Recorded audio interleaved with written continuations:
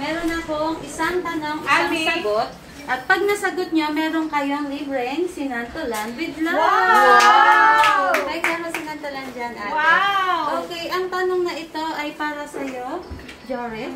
Okay. 60 pesos. Marami kasing nagtatanong, ano po ba ang mga requirements kung mag-a-apply ng business permit? Unang-una, business application form, kung may DTI, pwede naman, or SEC. Pero pag wala, hindi natin malalagay yung business name.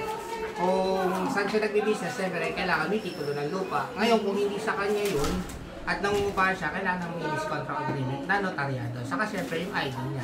After which, i-inspect natin. Kung wala namang violation at doon na, okay na siya. Magagawa na natin siya. Siyempre, may siyang bayad.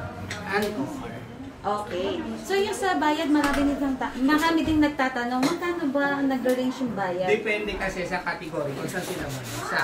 So yung pinaka-lowest natin, yung category A, yung 1,000. Hanggang sa category 5, yun yung 5,000 katulad ng mga bangko, yung mga malalaking establishment. So ngayon, since ang isipang kabuhayan natin is open, si CAP, nag-introduce siya na kalahati ang babayaran. Wow!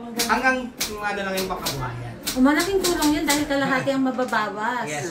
Yes, napaka-alwan. Thank you, Cap Aldrin Tolentino, and thank you, Sir Jorex. At dahil dyan, meron kang sinantulan with love. Thank you. Thank you.